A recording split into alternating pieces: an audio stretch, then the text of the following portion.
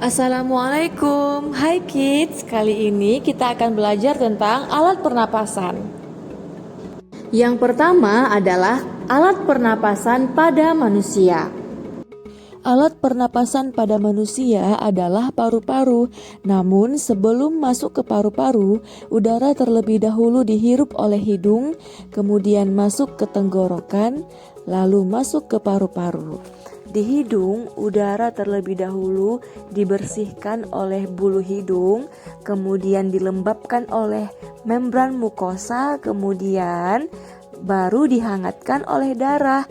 Jadi bukan udara yang selama ini kita rasakan yang masuk ke paru-paru ya nak, tapi melalui proses pembersihan, kemudian dilembabkan, lalu dihangatkan, barulah masuk dia ke tenggorokan, kemudian masuk ke paru-paru.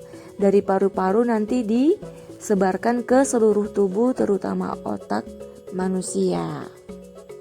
Nah, yang kedua adalah alat pernapasan pada tumbuhan.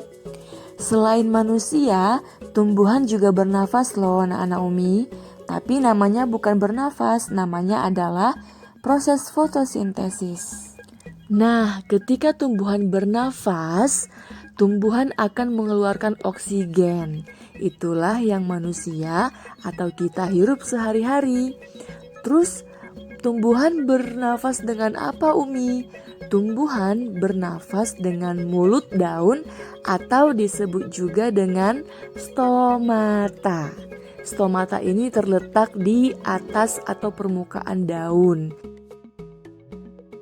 Nah, yang ketiga adalah alat pernapasan pada hewan. Khusus untuk hewan, alat pernapasannya ada banyak loh, ada 4. Yang pertama, paru-paru, yang kedua, insang, yang ketiga, kulit, dan yang keempat adalah trakea. Apa saja sih Umi contoh hewan yang bernapas dengan paru-paru? Ini dia contohnya. Ada cow, cat, monkey, chicken, goose, crocodile, pope, lion, dan masih banyak lagi hewan yang bernapas dengan paru-paru. Next, kita akan bahas tentang hewan yang bernapas dengan insang. Apa saja sih Umi contoh hewan yang bernapas dengan insang? Contohnya adalah segala jenis ikan yang hidup di air laut maupun di air tawar. Ingat, ada pengecualian. Untuk ikan paus itu tidak bernapas dengan insang ya, tapi melainkan paru-paru seperti yang tadi kita bahas di alat pernapasan bagian paru-paru. Nah, apa saja contoh ikan yang hidup di air tawar? Contohnya seperti ikan nila, lele, dan ikan mas. Sementara untuk contoh ikan air laut adalah hiu, ikan badut, tongkol, dan masih banyak lagi. Nah, selain ikan ternyata ada juga hewan air laut yang bernapas dengan insang. Contohnya seperti udang dan kepiting.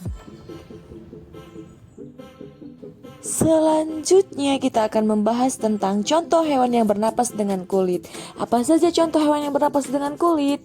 Yang pertama worm, yang kedua lintah, yang ketiga starfish, yang keempat adalah frog. Nah, alat pernapasan pada hewan yang terakhir adalah trakea. Apa saja Umi contoh-contoh hewan yang bernapas dengan trakea? Yang pertama ada capung, kupu-kupu, dan kutu. Dan masih banyak lagi. Intinya contoh hewan yang bernapas dengan trakea adalah segala jenis hewan yang berjenis serangga. Yang terakhir yang akan kita bahas adalah ciri-ciri hewan. Bagaimana? Berikut adalah video gajah yang akan Umi paparkan atau jelaskan mengenai ciri-cirinya. Untuk melihat ciri-ciri hewan, itu bisa kita jelaskan melalui apa yang kita lihat. Contohnya, ciri-ciri gajah berwarna abu-abu, kemudian memiliki 4 kaki, terus memiliki belalai, memiliki gading, dan memiliki 2 telinga yang lebar. Okay kids, that's all for today. See you and thank you. Assalamualaikum. Bye.